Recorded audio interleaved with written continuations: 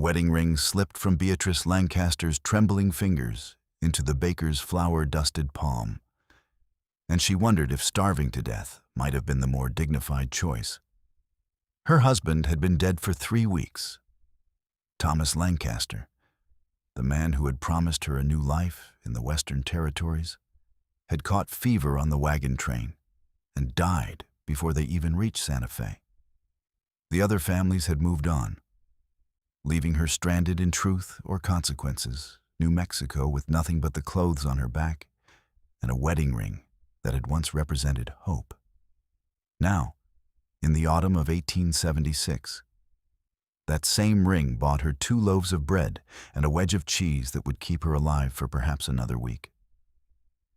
"I am sorry, Mrs. Lancaster," the baker said, his weathered face genuinely sympathetic as he pressed the food into her hands.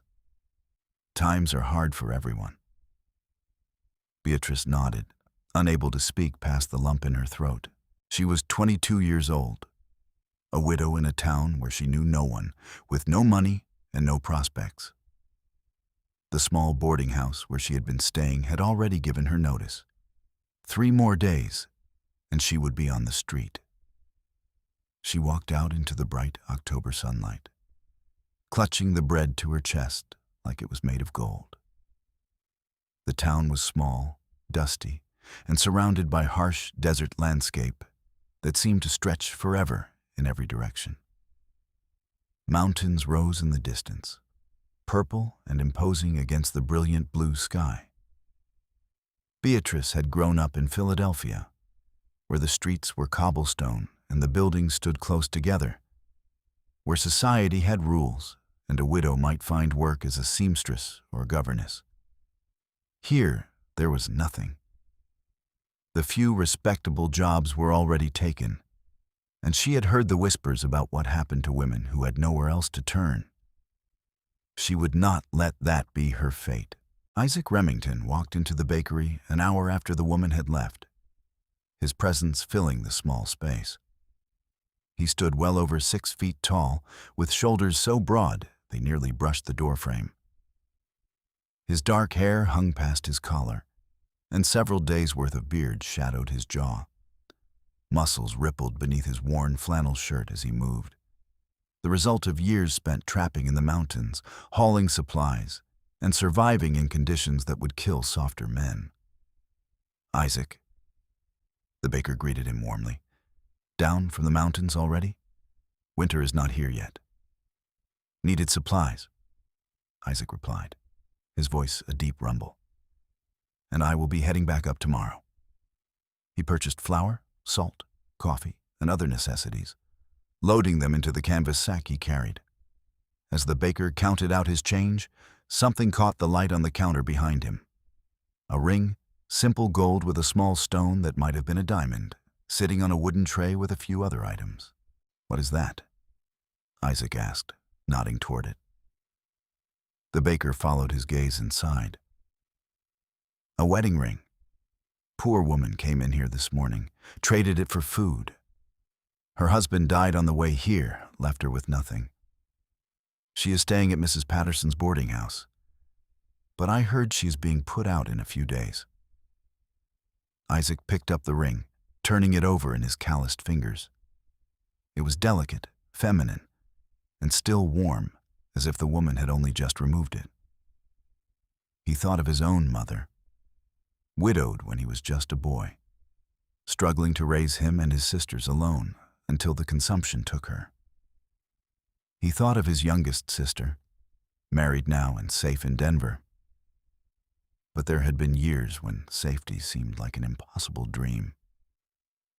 "How much for the ring?" he asked. The baker named a price, probably more than the ring was worth, but Isaac paid it without haggling.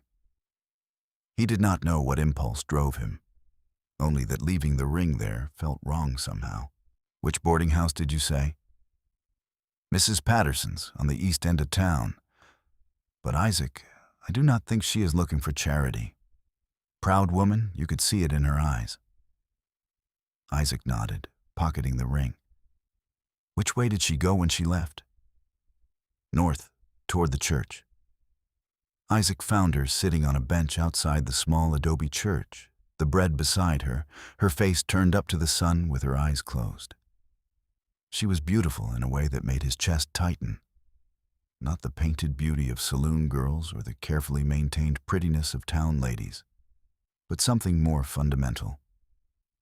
Her hair was dark brown, pulled back in a simple bun, and her dress, though clean and mended, had seen better days. Her face was too thin, her cheekbones sharp with hunger, but her features were delicate and fine. She opened her eyes as his shadow fell across her, and he saw that they were green, the color of new leaves in spring.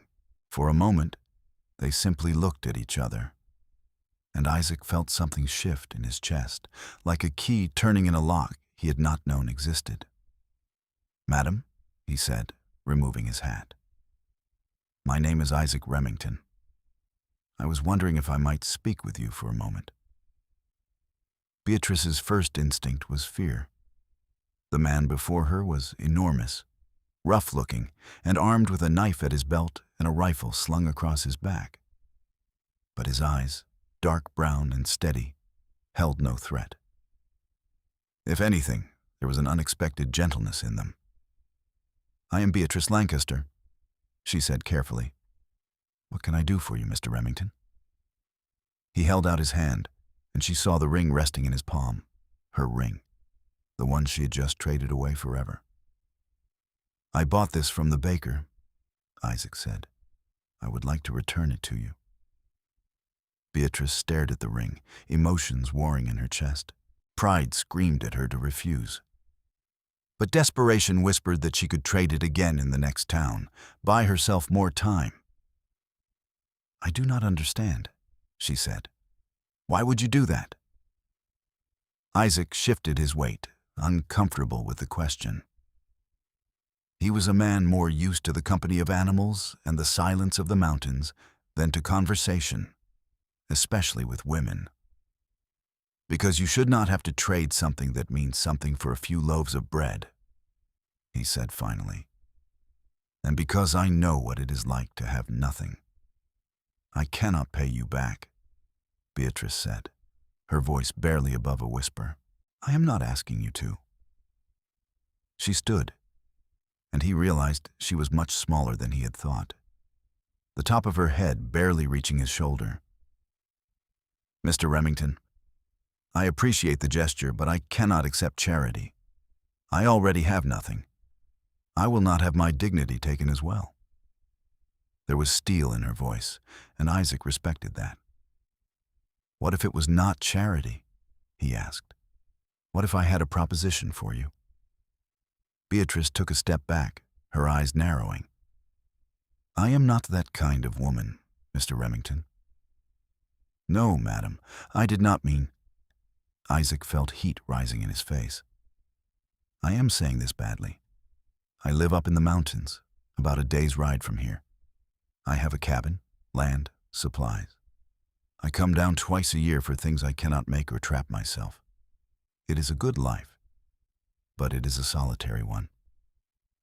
I am 30 years old, madam, and I have been thinking it might be time to stop living like a hermit.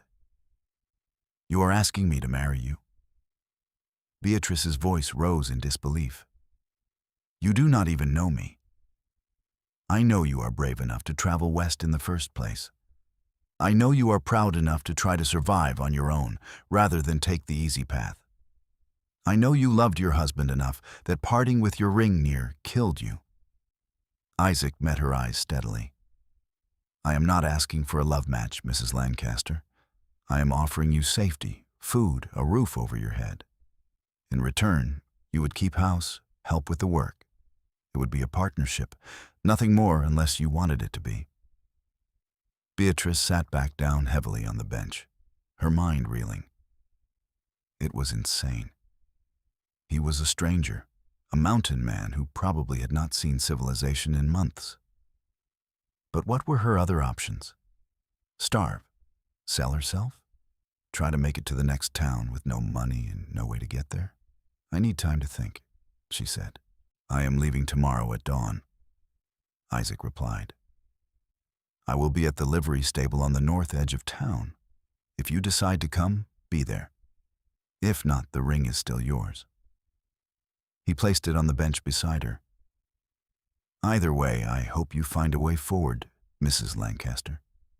He put his hat back on and walked away, his long strides eating up the dusty street. Beatrice watched him go, then picked up the ring with shaking fingers. That night, she lay awake in her small room at the boarding house, turning the ring over and over in her hands. Thomas had given it to her on their wedding day, 2 years ago in Philadelphia. He had been a clerk, earnest and kind, with dreams of owning land out west. The consumption that took him had been swift and brutal, and she still woke some nights reaching for him, forgetting for a moment that he was gone. What would Thomas want her to do? Would he want her to survive, even if it meant marrying a stranger? Or would he want her to hold on to his memory so tightly that she destroyed herself in the process? She thought about Isaac Remington. There had been something in his eyes. Something decent. He could have simply given her money or the ring and walked away. Instead, he had offered her a choice, a way to keep her dignity intact. She thought about his hands, large and scarred and capable. She thought about his voice, gentle despite his rough appearance. And she thought about the alternative. 3 more days in this room, then the street. Winter was coming. She would not survive it alone. When dawn broke, Beatrice was standing outside the livery stable with a small bag containing everything she owned. Isaac was already there, saddling a massive black horse that looked as wild as the mountains it came from. When he saw her, something in his expression shifted, though she could not quite name what it was.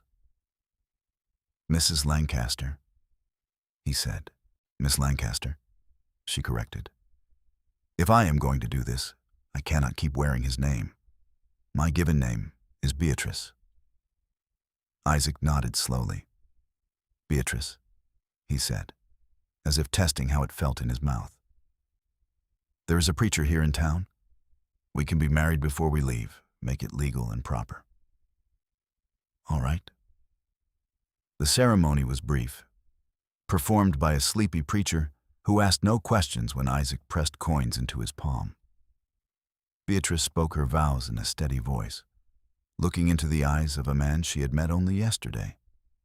Isaac's voice was low and serious when he made his promises, and when he slipped the ring onto her finger, his touch was surprisingly gentle. They signed the papers, and just like that, Beatrice Lancaster became Beatrice Remington. Isaac had brought a second horse, a smaller mare that he said was gentle and well-trained. He helped Beatrice mount, his large hands steadying her. And then they rode out of truth or consequences as the sun climbed over the mountains. The land they traveled through was harsh and beautiful in equal measure. Desert gave way to scrubland, then to forests of juniper and piñon pine as they climbed into the foothills.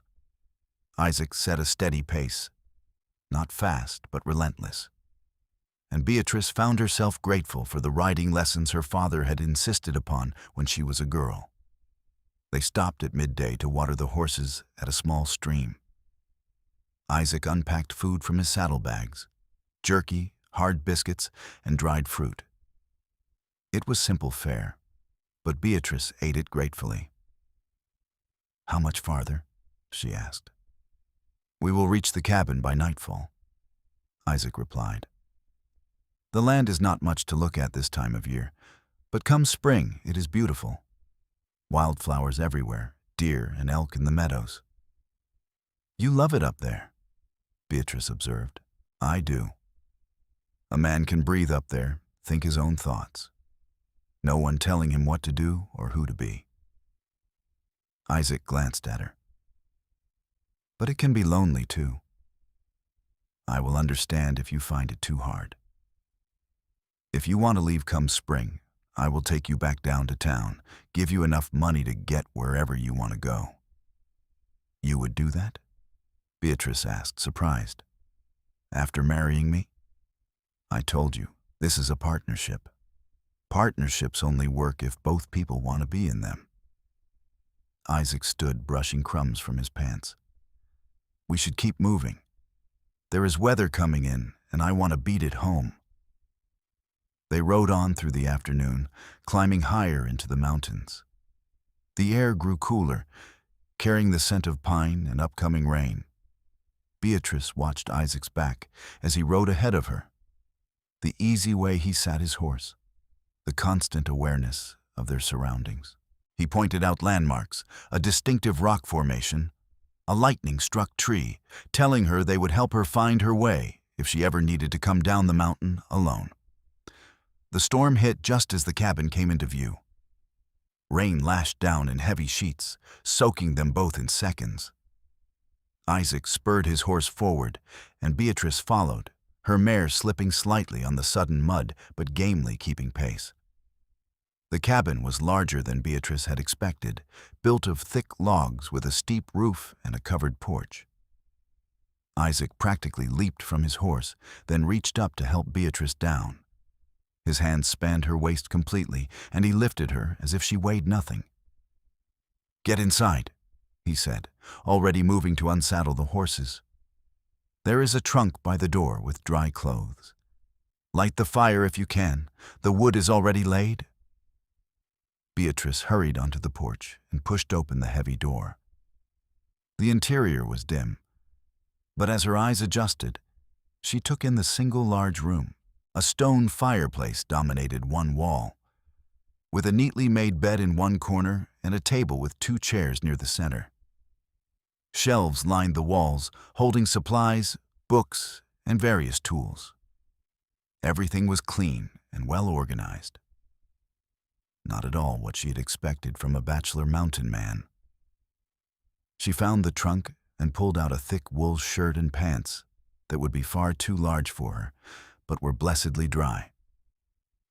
Behind a curtain in one corner, she found a small washing area and quickly changed, rolling up the sleeves and pant legs. Her hair hung in wet ropes down her back, and she was working on braiding it when Isaac came in, leading the horses. He had built a small lean-to stable attached to the side of the cabin, she realized, accessible through a second door. Smart, especially in weather like this.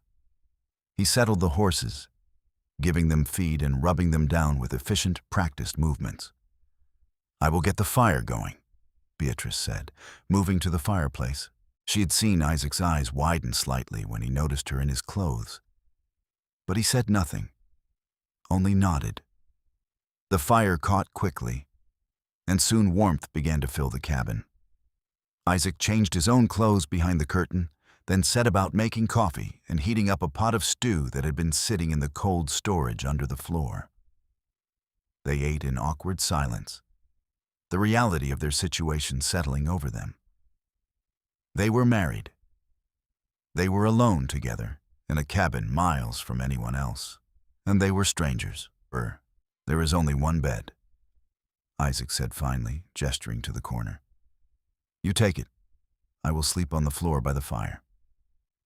"For how long?" Beatrice asked. "This is your home, Mr. Remington. I cannot put you out of your own bed indefinitely." "Isaac," he corrected. "If we are married, you should call me Isaac." "Isaac," she repeated. "And you should call me Beatrice." Beatrice. The way he said her name made something flutter in her chest. "We will figure it out as we go. For now, you must be exhausted.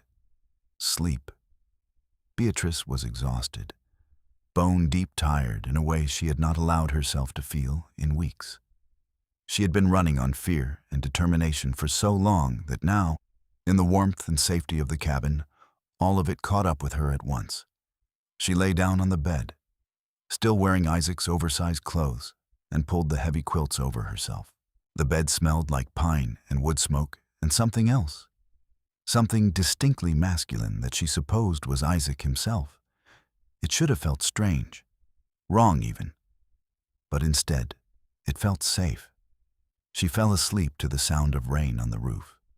and the quiet movements of Isaac banking the fire. Over the next few days, they fell into a cautious routine. Isaac was up before dawn, tending to the horses, checking his traps, hunting for fresh meat. Beatrice took over the cooking and cleaning, mending his clothes and organizing supplies. They were polite to each other, careful like two wild animals circling and trying to decide if the other was a threat. But slowly, things began to shift. Isaac taught her how to preserve meat, how to identify edible plants, how to read the weather in the sky and the behavior of animals. He showed her the boundaries of his land, the best places to find water, the caves where she could shelter if she was ever caught out in a storm. Beatrice, in turn, brought small comforts to the cabin. She made curtains from spare fabric, cooked meals with more variety than Isaac's usual stew, and began reading aloud in the evenings from the books on his shelves. She had a lovely voice, and Isaac found himself looking forward to those quiet hours by the fire, listening to her bring stories to life. One morning, about 2 weeks after their arrival, Beatrice woke to find Isaac already gone and fresh snow covering the ground. She dressed quickly and went outside, marveling at how the world had transformed overnight. Everything was white and pristine, the trees heavy with snow, the air crisp and cold. She found Isaac splitting wood, his breath coming in clouds, his shirt clinging to his back despite the cold. The muscles in his shoulders and arms bunched and released with each swing of the axe. And Beatrice found herself watching, fascinated by the sheer power in his movements. He must have sensed her presence, because he paused and turned, lowering the axe. "Morning," he said. "Snow came early this year." "It is beautiful," Beatrice replied, stepping off the porch. "I have never seen so much of it."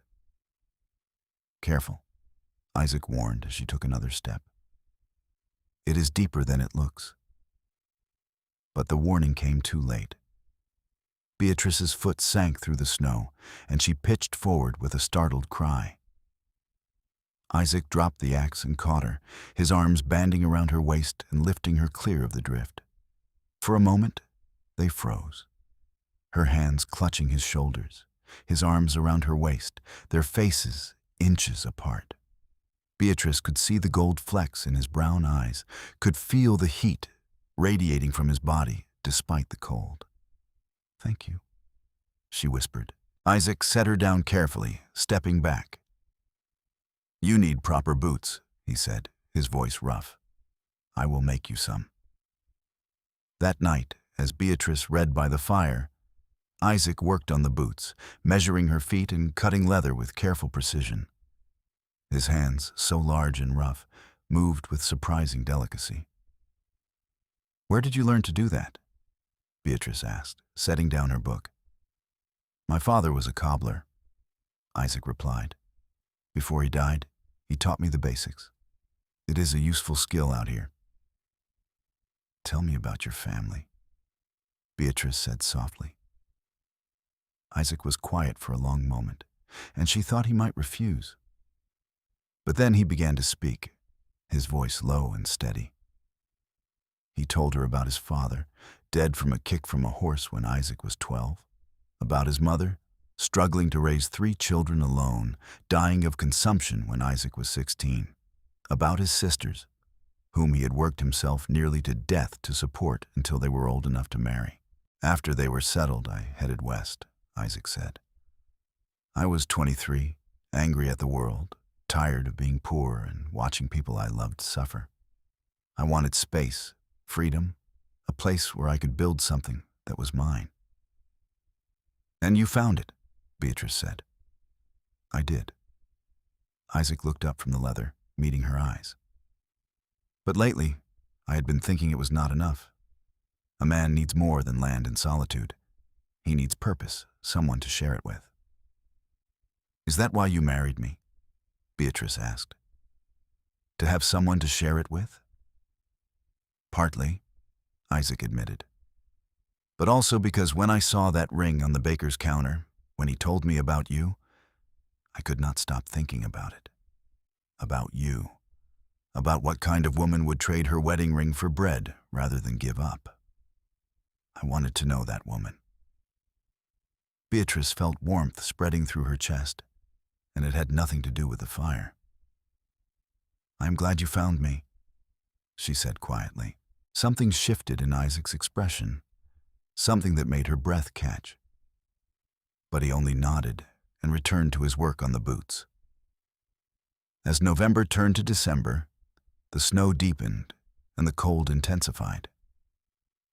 They were truly isolated now, cut off from the world below by weather and snowdrifts. But rather than feeling trapped, Beatrice felt oddly free. There were no social expectations here, no rules about how a widow should behave or how long she should mourn. There was only her and Isaac in the work of surviving. And somewhere along the way, survival had become something more.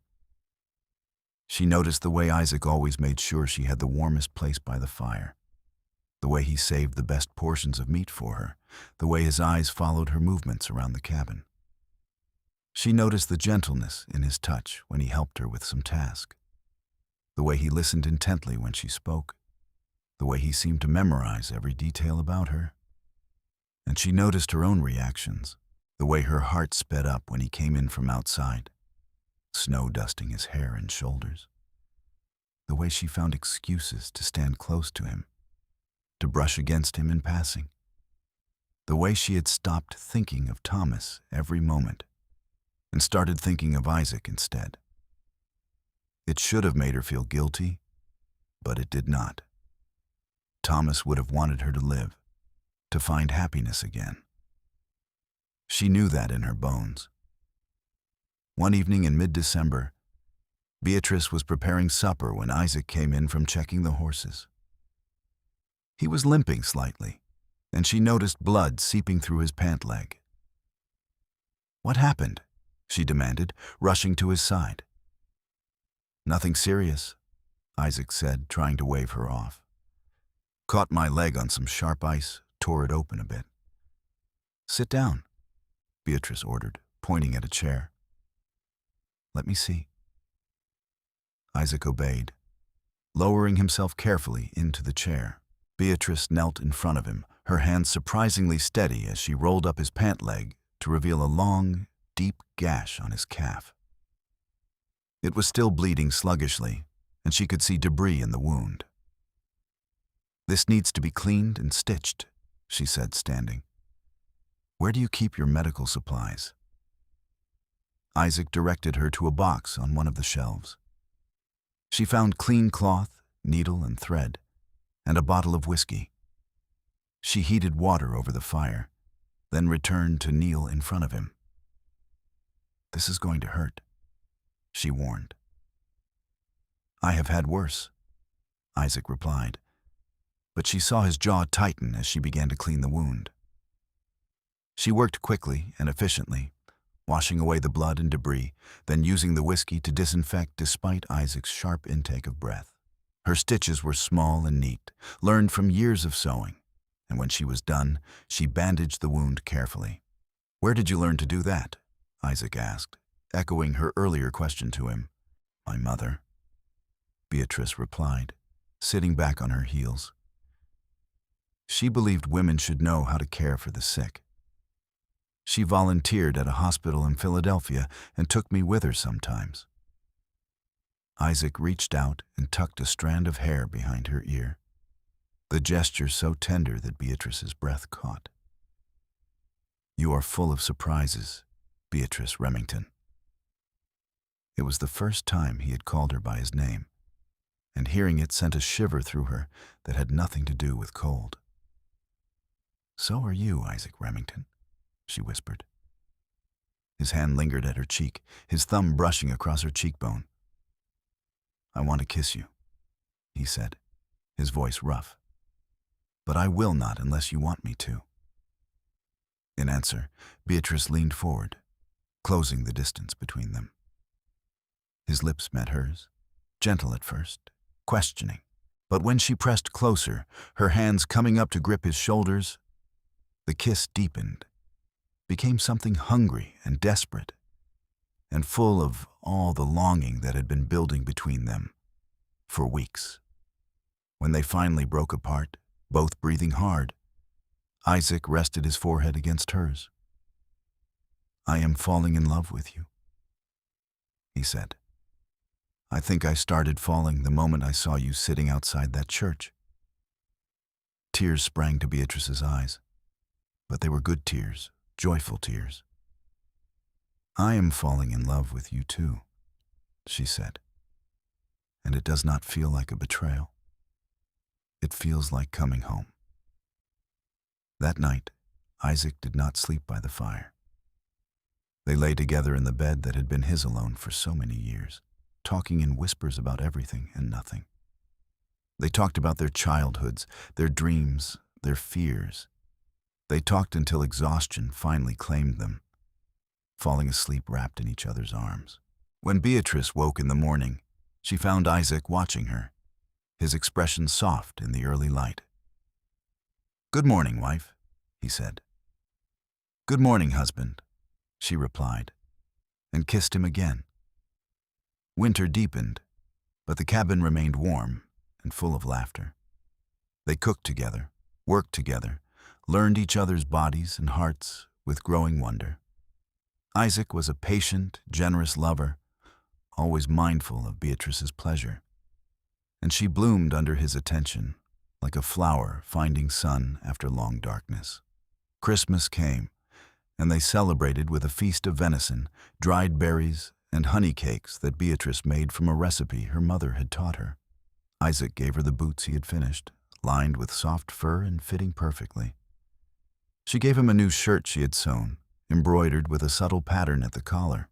"I love you," Isaac said, pulling her into his lap. "I know we started this as a practical arrangement, but you have become everything to me. You are my heart, Beatrice." "And you are mine," she replied, kissing him deeply. "I thought I would never be happy again after Thomas died. But you have shown me that the heart has room for more than one great love. You have given me a life I never dreamed possible." As the weeks passed, Beatrice began to notice changes in her body. Her monthly courses, which had been irregular since Thomas's death, stopped completely.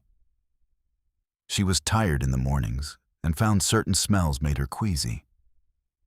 She recognized the signs, but waited another few weeks to be certain before saying anything to Isaac. She told him one evening in late January, as they sat by the fire, "Isaac, I am with child." Isaac's eyes went wide, and for a moment, he simply stared at her. Then a grin spread across his face, so bright and joyful that it transformed his usually serious expression. "Truly? Truly?" Beatrice confirmed, laughing as he swept her into his arms and spun her around. "We are going to have a baby," Isaac said, his voice full of wonder. He set her down carefully, as if she might break. "Are you well? Do you need anything? Should you be resting more?" "I am fine," Beatrice assured him, touching his face. "Women have been doing this since the beginning of time. But yes, I will probably need to rest more as I get further along." Isaac became even more protective than before, insisting on doing the heavier work and fussing over her constantly. Beatrice found it both endearing and occasionally frustrating. But she knew it came from love, so she bore it with patience. As winter began to release its grip and early spring arrived, Isaac started making preparations. He built a cradle from smooth pine, carving intricate designs into the headboard. He hunted more intensively, drying and smoking meat to build up their stores. He even made a trip down to Truth or Consequences, the first since they had arrived, to purchase fabric and other supplies they would need for the baby. When he returned, he had news. "I saw the baker. he said, unpacking his purchases. He asked after you, wanted to know if you were well. I told him you were more than well, that you were happy. What did he say? Beatrice asked. He said he was glad, that he had worried about you. But he could see in my face that you were being cared for. Isaac pulled Beatrice into his arms. He also said there were others who asked about you, other women from town. If you want, when the baby is old enough, we could go down more often. You could have friends, companionship. Beatrice rested her head against his broad chest, listening to the steady beat of his heart. Maybe, she said, but right now, I have everything I need right here. Summer arrived, bringing wildflowers and warm breezes. Beatrice's belly swelled and she moved more slowly, but she had never felt healthier or more content. Isaac was constantly by her side, his large hands gentle as he felt the baby kick, his voice soft as he talked to the child growing inside her. I hope it is a boy, he said one night, his hand spread across her belly. A son who can learn the mountains. Carry on what I have built here. And if it is a girl? Beatrice asked, amused. Then I will teach her the mountains too. Isaac replied without hesitation. And heaven help any man who tries to court her. She will have her mother's strength and her father's stubbornness. A terrifying combination. Beatrice laughed. In late August, as the first hints of autumn touched the air, Beatrice's pains began. Isaac had brought down a midwife from a neighboring claim a week earlier, a tough old woman named Mrs. Chen, who had delivered dozens of babies in her time. The labor was long and difficult, lasting through the night and into the next day. Isaac paced outside, unable to bear being away, but unable to help. He had faced bears and mountain lions without flinching, but the sounds of Beatrice in pain nearly brought him to his knees. Finally, as the sun began to set on the second day, he heard a new sound, the thin, reedy cry of a newborn. Mrs. Chen appeared at the door, wiping her hands on a cloth. You have a son, she said, and your wife as well. Go see them. Isaac entered the cabin to find Beatrice propped up in bed, exhausted but radiant, holding a tiny bundle wrapped in soft cloth. He approached slowly, as if walking through a dream. Isaac, meet your son, Beatrice said softly, pulling back the cloth to reveal a small, red face and a shock of dark hair. Isaac sat carefully on the edge of the bed, reaching out with one large finger to touch the baby's tiny hand. The infant's fingers curled around his, gripping with surprising strength, and Isaac felt something break open in his chest. He is perfect, Isaac whispered, tears streaming down his face. You are perfect, both of you. They named him Daniel Thomas Remington, the middle name in honor of Beatrice's first husband. It felt right, a way of acknowledging that the past had shaped them both, but did not define their future. Daniel was a healthy, lusty baby who nursed well and slept in fits and starts. Those first few weeks were exhausting, a blur of feedings and diaper changes and learning to interpret every cry. But Isaac threw himself into fatherhood with the same intensity he brought to everything else. Rising with Beatrice for night feedings, walking the floor with Daniel when he was fussy, marveling at every tiny change. As Daniel grew, so did their family's happiness. The cabin rang with baby laughter and song, with the sounds of a life fully lived. Isaac took Daniel out as soon as he was old enough, strapping him to his chest and showing him the mountains, the forests, the streams full of fish. He will love this land the way I do, Isaac said one day, adjusting the sling that held his son. How could he not? Beatrice replied, watching them with a smile. He has the best teacher, When Daniel was 2, Beatrice discovered she was pregnant again. This time, the pregnancy was easier, and the labor, while still painful, was shorter. They welcomed a daughter in the spring of 1879, a tiny thing with Beatrice's green eyes and a surprisingly loud voice. They named her Grace Marie Remington, and Isaac was instantly besotted. "I was wrong," he told Beatrice, holding his daughter with the same careful tenderness he showed all fragile things. "I did not know I could love like this. I did not know my heart could hold so much." Life settled into a new rhythm. The children grew, strong and healthy under the mountain sun. Daniel was adventurous and bold, always wanting to explore further, see more. Grace was quieter but equally determined, with a stubborn streak that reminded Isaac of Beatrice. They made more frequent trips down to truth or consequences as the children got older. Beatrice had made friends with several women in town, and the children played with others their age. But they always returned to the mountain with relief, to the cabin that had become a true home. One evening in the summer of 1882, when Daniel was 4 and Grace was 3, the family sat on the porch watching the sunset paint the mountains in shades of gold and purple. Daniel sat on Isaac's lap and Grace on Beatrice's, both children drowsy from a day of play. "Tell us the story," Daniel requested, as he often did, "about how you and Mama met." Isaac looked at Beatrice, and they shared a smile.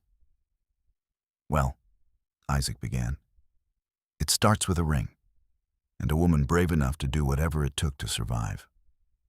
As he told the story, simplified for young ears, Beatrice listened and marveled at how much had changed. 4 years ago, she had been desperate and alone, trading her wedding ring for bread in a dusty town, certain that her life was over.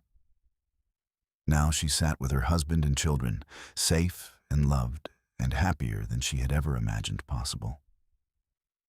"And then what?" Grace asked sleepily. "Then I rode all night to find her," Isaac said, tickling Grace's stomach and making her giggle. "Because I knew, even though we had just met, that she was special, that she was the one I had been waiting for all my life. And we got married and lived happily ever after," Daniel finished triumphantly. "Not quite yet," Beatrice corrected gently. "We got married, yes, but we had to learn to love each other. We had to work together, trust each other, build a life together. The happy ending did not happen all at once. It happened day by day, choice by choice. But we did get there," Isaac said, reaching across to take Beatrice's hand. "And we are still getting there, every day." That night, after the children were asleep, Isaac and Beatrice stood together on the porch, watching the stars. The night was clear and cool, full of the sounds of the mountain, wind in the pines, the distant call of an owl, the burble of the stream. "Do you ever regret it?" Isaac asked quietly. "Marrying a stranger, coming up here to the middle of nowhere?" Beatrice turned to face him, reaching up to touch his bearded cheek. "Not for one single moment," she said firmly. "You saved my life, Isaac, not just by buying that ring, but by giving me a reason to live again, by showing me that love does not have to be lost forever, that it can be found in the most unexpected places." "You saved me too," Isaac replied, pulling her close. "I did not realize how lonely I was until you came into my life, how empty all of this was without someone to share it with." He gestured at the land around them. "Now, every morning when I wake up, I thank God for that baker's counter, for that ring, for the impulse that made me ride out to find you." They kissed, deep and slow, a kiss full of promise and passion.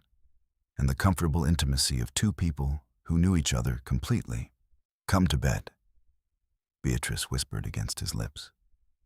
"Our children are asleep, the night is young, and I want to show my husband how much I love him." Isaac grinned, that bright, transformative smile that still made Beatrice's heart skip. "Yes, madam," he said, and swept her into his arms, carrying her into the cabin as if she weighed nothing at all. The years continued to pass, marked by the changing seasons and the growth of their children.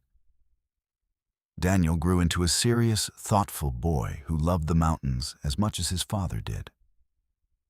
Grace was bright and curious, always asking questions, always wanting to know how things worked and why. When Daniel was 7 and Grace was 6, Beatrice found herself pregnant once more. This pregnancy was harder than the previous two, leaving her tired and often sick. Isaac fretted constantly, wanting to send for a doctor from Santa Fe. But Beatrice assured him she was fine, just older now and carrying the baby differently. In the early spring of 1885, she gave birth to twin boys. The labor was intense, but mercifully short, and Isaac had the privilege of being present this time, holding her hand and whispering encouragement. They named the twins James Isaac and Samuel Benjamin, and the cabin suddenly felt much smaller and much louder. 4 children under 8 was a challenge, even with Isaac's help. But they managed with humor and patience and a lot of coffee. Daniel and Grace were wonderful with their baby brothers, protective and gentle. Daniel liked to tell them stories, making up elaborate adventures about mountain animals and brave explorers. Grace sang to them, her sweet voice soothing them when they were fussy. "We have quite a clan," Isaac said one day, surveying his family with pride. "This cabin is bursting at the seams. Are you thinking we need more room?" Beatrice asked, bouncing Samuel on her hip while James nursed. "I am thinking we need a bigger house," Isaac replied. "I have been looking at the land, planning. There is a good spot about 100 yards from here, a flat area with good drainage and shelter from the worst winds. I could build us a proper house, Beatrice. 2 stories, with separate rooms for the children, a real kitchen for you." "That would be wonderful," Beatrice said softly. "But Isaac, that is years of work. Are you sure?" "I am sure," Isaac said firmly. "You gave me a family, Beatrice. You gave me sons and a daughter and a reason to build something that will last beyond my lifetime. The least I can do is give you a home worthy of all that."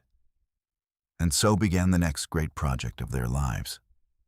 Isaac worked on the new house whenever weather and other responsibilities permitted, slowly raising walls and installing windows.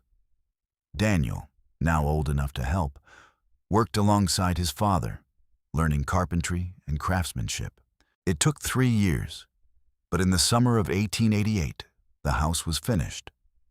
It was beautiful, built from logs and stone, with large windows that let in plenty of light and a porch that wrapped around 2 sides.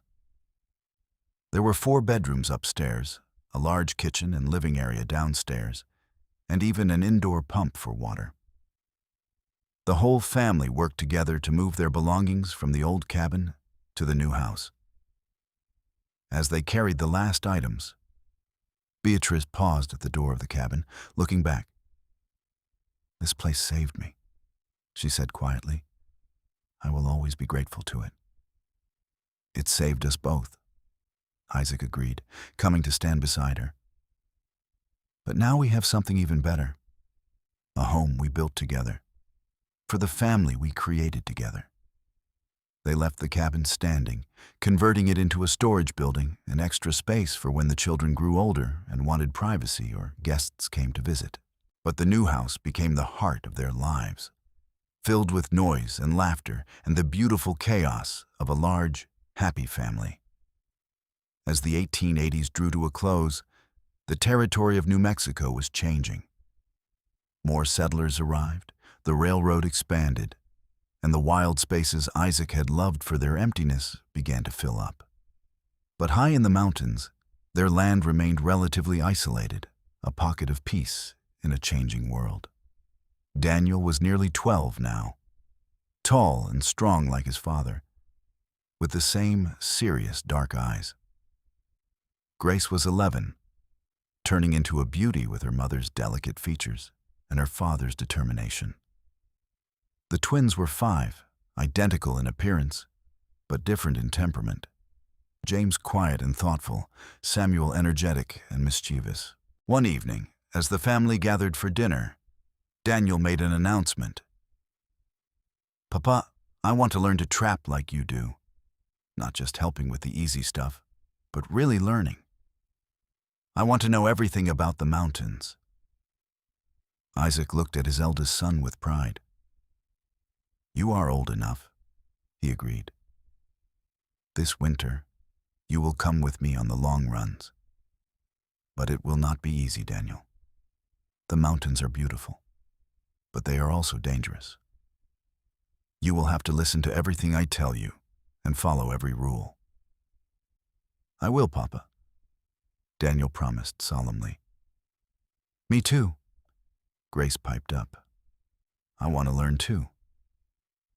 Isaac and Beatrice exchanged glances. "Grace, sweetheart, trapping is hard work," Isaac began. "I am not afraid of hard work," Grace interrupted. "And I am as strong as Daniel. You said yourself that you would teach me the mountains if I was a girl. Were you lying?" Isaac laughed, caught by his own words from years earlier. "No, I was not lying." "All right, Grace. You can come too if your mother agrees." Beatrice nodded, though worry flickered in her eyes. "Just promise me you will all be careful." That winter, Isaac took both Daniel and Grace on a week-long trapping expedition. Beatrice stayed home with the twins, anxiously awaiting their return. When they finally rode back into the clearing, all 3 were tired and cold, but glowing with accomplishment. "Mama, we saw a grizzly," Grace exclaimed, sliding down from her horse. "Papa taught us what to do, and we stayed safe, but it was so big. And we caught 23 beavers and 15 marten," Daniel added proudly. "Papa said that is a good haul." Beatrice hugged them both tightly, relief flooding through her. "I am glad you are home safe," she said. Then, looking at Isaac over their heads, "And I trust you kept them out of trouble."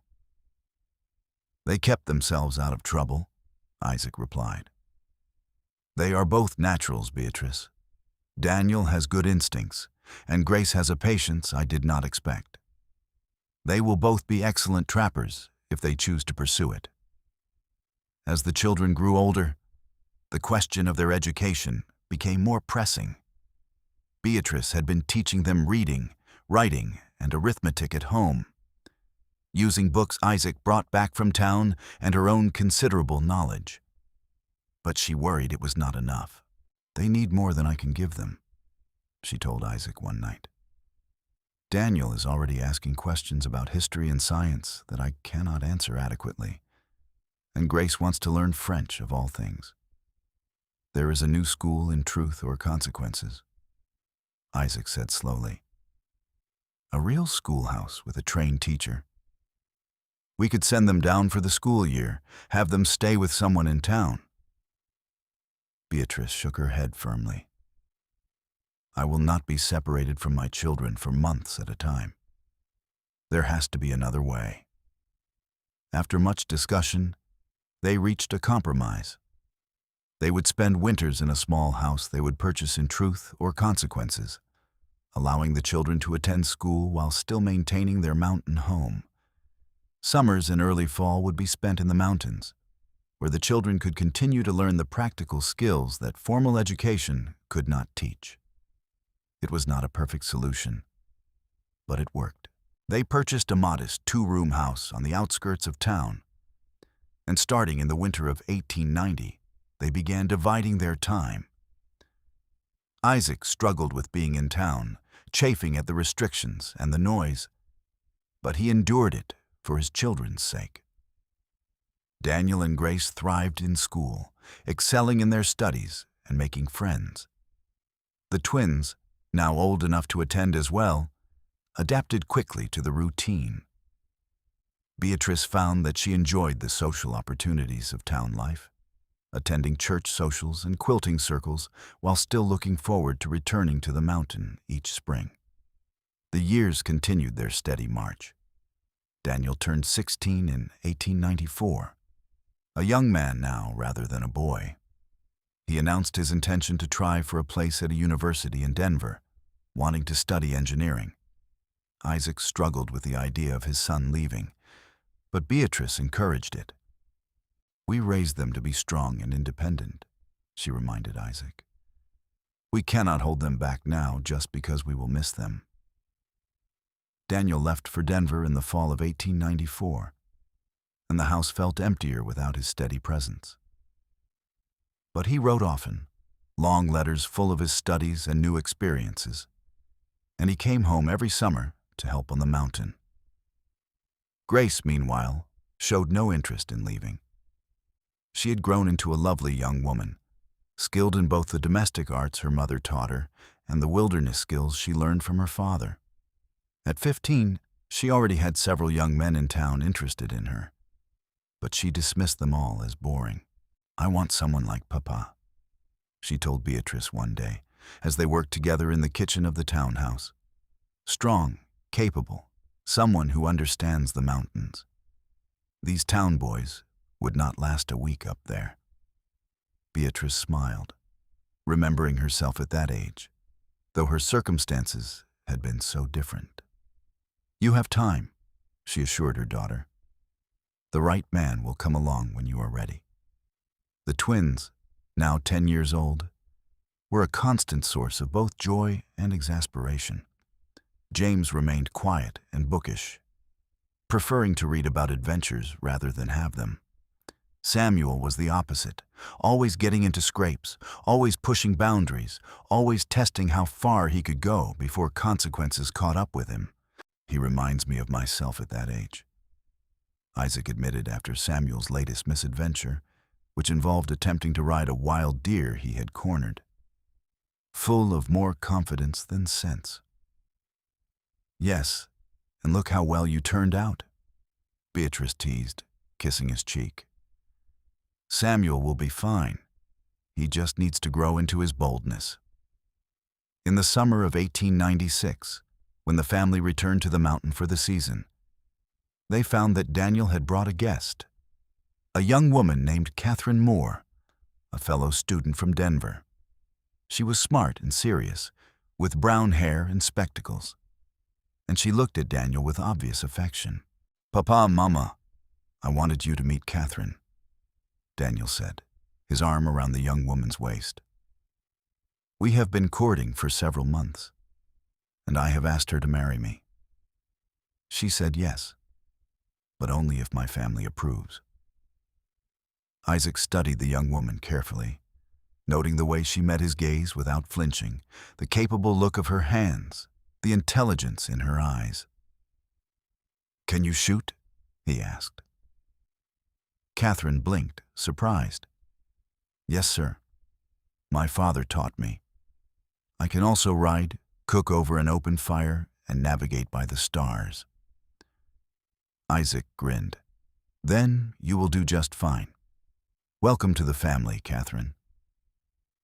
They were married in September of 1896, in a ceremony in Truth or Consequences, attended by friends from both town and the mountain community. Daniel was 21 and Catherine was 20, both of them bright-eyed and full of plans for the future. After the wedding, Daniel and Catherine settled in Denver, where Daniel had secured a position with an engineering firm. It was hard for Isaac and Beatrice to see their eldest son start his own life so far away, but they were proud of the man he had become. Grace married 2 years later, in 1898, to a young man named Marcus Stone, who had come to the territory working as a surveyor. He was tall and strong, with a quiet competence that reminded everyone of Isaac. More importantly, he respected Grace's knowledge of the wilderness and her independence. They built a cabin on the far side of Isaac's land, remaining close to family while establishing their own home. Grace continued to trap and hunt alongside her husband, and they seemed blissfully happy. The twins, now teenagers, continued to diverge in their interests. James announced his intention to become a teacher, much to Beatrice's delight. Samuel wanted to join the cavalry, much to Isaac's concern. "The world is changing," Samuel argued one night at dinner. "The frontier days are ending, Papa. I want to see something beyond these mountains before it is all gone." Isaac wanted to argue, to point out all the dangers, but he held his tongue. His children had to find their own paths, even if those paths took them away from home. As the new century dawned in 1900, Isaac and Beatrice found themselves entering a new phase of life. They were in their mid-50s now, their children grown and starting families of their own. Daniel and Catherine had given them 2 grandchildren, a boy and a girl. Grace and Marcus had a son. The mountain home, once so full of noise and chaos, was quieter now, but it was still full of love, still the center of their world. One spring morning in 1901, Beatrice and Isaac sat on the porch of their house, watching the sun rise over the mountains. They held hands, comfortable in a silence born of decades together. "Do you remember that first day?" Beatrice asked softly. "When you found me outside the church, desperate and alone?" "Every detail," Isaac replied. "You were the most beautiful thing I had ever seen, even exhausted and hungry as you were. I knew in that moment that my life was about to change." "Mine too," Beatrice said. "I thought I was at the end of everything. But I was really at the beginning. You gave me a life beyond anything I could have imagined, Isaac. You gave me love, children, a home, a purpose." "We gave those things to each other," Isaac corrected, bringing her hand to his lips. "I was just existing before you, Beatrice. You taught me how to really live." They sat in silence for a while longer, watching as the light spread across the valley below them, touching the pines and the meadows with gold. "I have been thinking," Isaac said eventually, "about the old cabin, the one where we first lived. It still stands, but it is empty, unused. I thought maybe we could fix it up, turn it into a place for the grandchildren to stay when they visit. A sort of retreat where they can learn about where their family came from."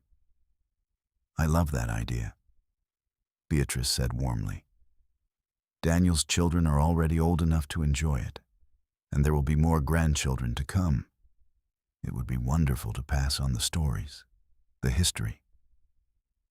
And so they began another project, renovating the old cabin with the help of Marcus and Grace. They added a sleeping loft, repaired the roof, and filled it with books and games and supplies. When it was ready, they invited all the grandchildren for a week-long visit. Daniel and Catherine came from Denver with their 2 children, 8-year-old Thomas and 6-year-old Mary. Grace and Marcus brought their son, 5-year-old Robert. The cabin in the main house rang with the laughter of children once more, and Isaac and Beatrice delighted in watching the next generation explore the land they loved. On the last night of the visit, they all gathered around a fire outside the old cabin. Isaac held little Mary on his lap while the other children roasted marshmallows, a new treat they had discovered in town. "Grandpa, tell us a story," Thomas requested. "What kind of story?" Isaac asked. "A true one," Thomas said. "About you and Grandma, about how you met." Isaac looked across the fire at Beatrice, and she smiled back at him, her face lovely in the firelight, her green eyes still bright despite the lines around them. "Well," Isaac began, "it starts with a ring." He told them the story, the real story this time, holding nothing back. He told them about Beatrice's desperation, about his impulse to help, about the uncertain beginning and the slow building of trust and love. He told them about the hard winters and the dangerous moments, about the births of their children and the building of their home. The children listened, enthralled, even the younger ones who did not understand all the details. When Isaac finished, little Mary looked up at him with wide eyes. "That is the best story ever," she said. "It is not a story, sweetheart," Beatrice said gently. "It is our life. And someday, you will have your own story to tell."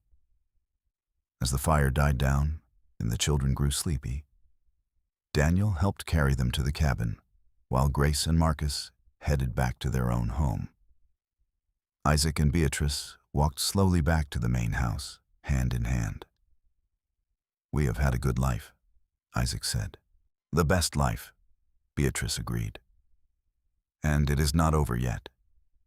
We have years ahead of us still, my love.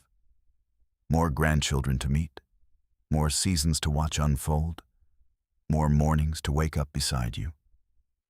They reached the house and climbed the stairs to their bedroom, moving with the easy coordination of long familiarity. As they lay down together, Beatrice rested her head on Isaac's chest, listening to the steady beat of his heart. "I love you," she whispered. "Thank you for buying that ring. Thank you for riding out to find me. Thank you for every day since." "I love you too," Isaac replied, his arms tightening around her. "And I would do it all again in a heartbeat.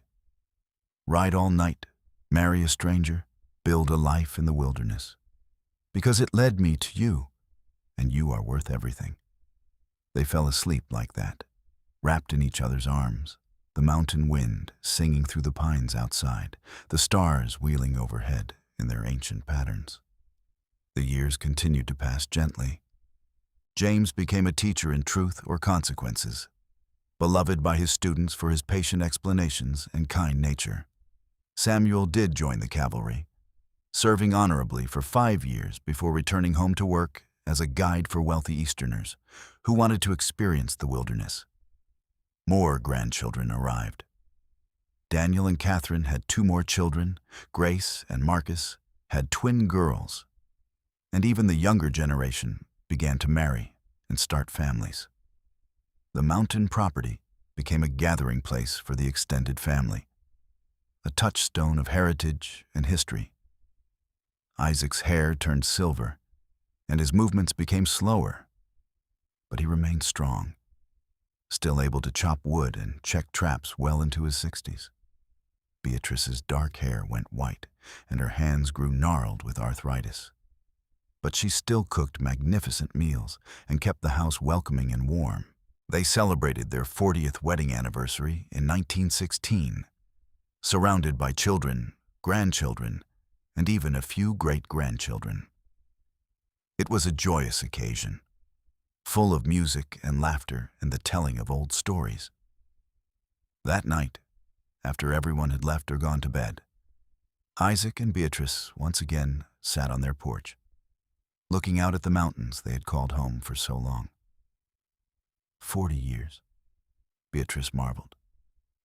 It seems like yesterday and like forever, all at once.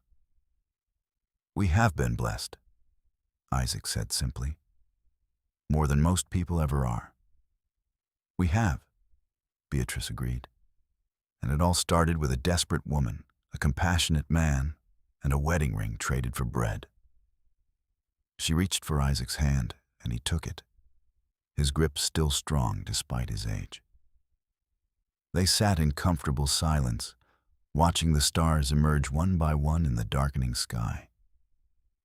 As the years advanced further, age began to take its toll. Isaac developed a persistent cough that worried Beatrice, though he insisted it was nothing. Beatrice's arthritis worsened, making it painful to do the detailed handwork she had once loved. But they adapted, as they always had. They spent more time in town during the harsh winter months, returning to the mountain only in the gentler seasons. Their children and grandchildren visited often, bringing life and energy to the quiet house. In the spring of 1920, when Isaac was 71 and Beatrice was 67, they decided to spend one more full season in the mountains. The family gathered to celebrate Easter at the mountain house, and it was a glorious reunion. After everyone left, Isaac and Beatrice spent their days in quiet contentment. They tended a garden, took slow walks through the forest, and sat for hours on the porch, simply being together. One evening in late May, as the sun painted the sky in shades of pink and gold, Isaac turned to Beatrice with a serious expression. "I want you to know," he said, "that these have been the best years of my life. Every single day with you has been a gift." "Isaac, you are not saying goodbye, are you?" Beatrice asked, fear clutching at her heart. "Not yet," Isaac assured her, taking both her hands in his. "But we are not young anymore, love. And I want to make sure you know, while I still can, that you made my life complete. Before you, I was just a man alone in the wilderness. You gave me purpose, family, love. You gave me everything." Tears streamed down Beatrice's face. "You gave me everything, too," she said. "You saved me, Isaac, in every way a person can be saved. And I would choose you again, every time, in every life." They kissed, soft and sweet, a kiss that held 45 years of love and devotion. Isaac lived for another 5 years, passing away peacefully in his sleep in the winter of 1925, with Beatrice holding his hand. He was 76 years old, and he had lived a full, rich life surrounded by people who loved him. Beatrice mourned him deeply, but she did not break. She had learned long ago that love did not end with death. She remained in the mountain house for another year, tended by her children and surrounded by her grandchildren and great-grandchildren. On a warm summer evening in 1926, Beatrice sat on the porch of the house Isaac had built for her. Looking out at the mountains she had come to love as much as he had. Her daughter Grace sat beside her, holding her hand. "Mama, are you comfortable? Do you need anything?" Grace asked. "I'm fine, sweetheart," Beatrice replied, her voice weak but peaceful. "I am just remembering. Your father and I had such a good life together. Such a good life." "You did," Grace agreed, tears in her eyes. "You showed all of us what real love looks like." Beatrice smiled, her eyes drifting closed. "Tell the children," she whispered. "Tell all the children the story about the ring and the mountain man who rode all night to find me. Tell them that sometimes the end of one thing is really the beginning of something better. Tell them to never give up hope." "I will, Mama," Grace promised. "I will tell them." Beatrice drew one last breath, her face serene, and then she was gone. She was 68 years old, and she died surrounded by love, in the home she had shared with Isaac for nearly 5 decades. They buried her next to Isaac, on a hill overlooking the valley, where the wildflowers grew thick in summer and the wind sang through the pines. Her children, grandchildren, and great-grandchildren stood together, a testament to the love story that had started with desperation and faith and grown into something magnificent. Grace, now in her 50s, stood with her arm around her own daughter, looking at the two graves side by side. "They are together again," she said softly, "where they always belonged." Years later, Grace's grandchildren would ask about the stone markers on the hill, and she would tell them the story, just as she had promised. She would tell them about a woman who traded her wedding ring for bread, and a mountain man who bought that ring and rode all night to find her.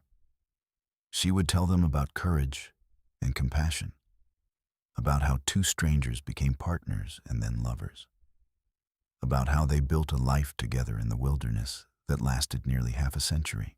And the children would listen, enthralled, learning that sometimes the greatest love stories are the ones that begin in the most unlikely ways, between the most unlikely people. They would learn that love is not just a feeling, but a choice, made every day, in every small action and every kind word. The mountain house remained in the family for generations, a place of gathering and remembrance. The old cabin where Isaac and Beatrice spent their first winter together was preserved, turned into a small museum of sorts, filled with objects from their life. The cradle Isaac carved, Beatrice's sewing basket, the coffee pot they used on countless mornings. And in a place of honor, in a small glass case, sat a simple gold wedding ring with a tiny diamond. The ring that started it all, that brought two lonely souls together and created a legacy of love that would endure long after they were gone. The story of Isaac and Beatrice Remington became a family legend, told and retold through the generations. But it was more than just a story. It was a reminder that love can be found in the darkest moments, that hope can bloom in the harshest conditions, and that sometimes the bravest thing a person can do is accept help and take a chance on a stranger. Their descendants spread across the country, but they always remembered their roots, always came back to the mountain when they could. They remembered the mountain man with the gentle hands and the widow who refused to give up. They remembered that love, true love, is not about grand gestures or perfect circumstances. It is about showing up day after day, choosing each other again and again, building something lasting one moment at a time. And on quiet summer evenings, when the wind blew just right through the pines, some swore they could feel Isaac and Beatrice's presence on the mountain still, watching over the land and the family they had created together. Two souls who had found each other against all odds and had loved each other so well that their love echoed through time, inspiring everyone who heard their story to believe in the power of compassion, courage, and second chances. The wedding ring, preserved and cherished, stood as a symbol of everything they had built. It had started as a transaction, a desperate trade for survival. But it had become something far greater, a symbol of hope, of new beginnings, of love that transcends circumstance and endures beyond death. And that, more than anything, was the true legacy of Isaac and Beatrice Remington. Not just the land they owned or the children they raised, but the proof that even in the hardest times, in the most desperate moments, love can find a way. All it takes is one person willing to see another's need, one moment of compassion, one choice to reach out across the distance and say, "I see you, I will help you, I choose you." That choice changed everything. It saved two lives and created countless more. It turned loneliness into companionship, desperation into hope, and strangers into soulmates. And it all began with a wedding ring, traded for bread, and a mountain man who rode all night to find the woman who would become his everything.